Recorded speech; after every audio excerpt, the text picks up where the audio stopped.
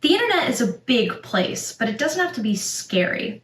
Like any adventure, we have to make sure we're all prepped and ready to explore before venturing into unknown territory.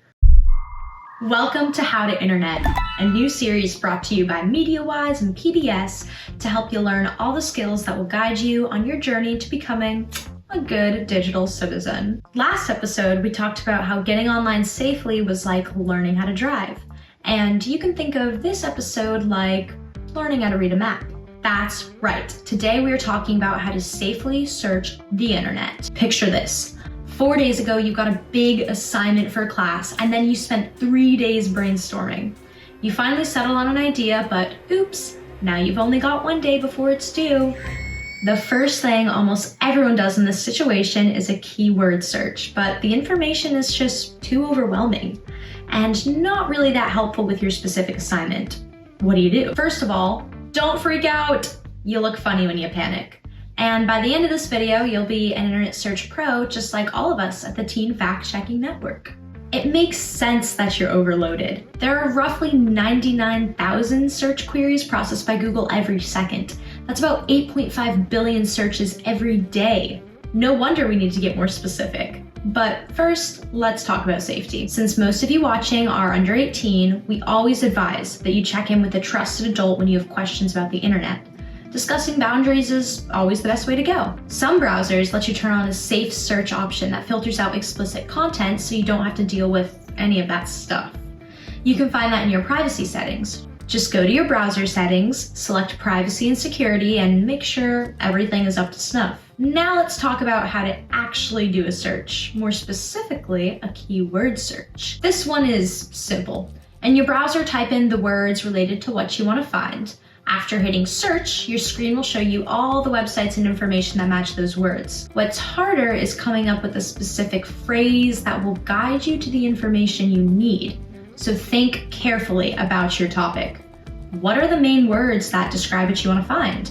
Make it as concise as possible. So that's how you do a basic search. But let's talk about some of the things you can do to search like a pro. When conducting a keyword search, put quotation marks around a phrase to search for those exact words in that exact order. If you're looking for more than one term, use uppercase "and" between two terms to make sure both are in the results.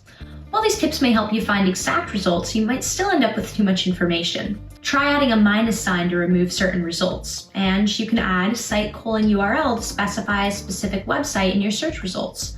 You can also filter your results to narrow down even further. For example, if I were researching a claim to fact checked, I'd want to see results from reputable news sites, so I'd turn on the news filter. If you're looking for documents, you can add file type:/PDF to find things like studies and other research papers.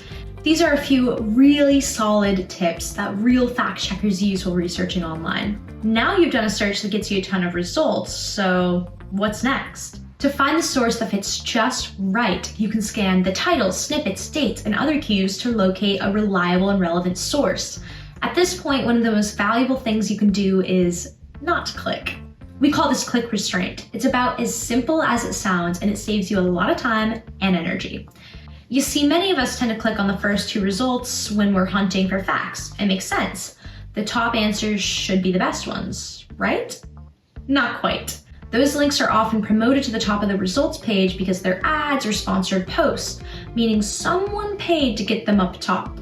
You often see sketchy websites that just happen to have a great SEO creep up to the top of that list. That's where the not clicking part comes in. Now, if you've clicked on one of those search results and you're curious about a source, you can try something called lateral reading. This involves opening a new tab, doing another search for the name of the source, and deciding whether it's reputable. Pretend you're a detective, gathering all the clues while you investigate the facts before closing the case. Okay, so you found some good, credible sources. You've clicked on them, but you're cross-eyed with all the text on your screen. What now?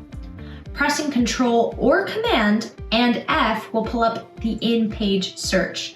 You can type in one word or even a few characters and it'll highlight every result, making it easier to pinpoint exactly what you're looking for. Another thing I want to talk about before sending you off to make the best advanced searches ever, you need to make sure you understand algorithms and how they work. Apps and sites you use are full of them.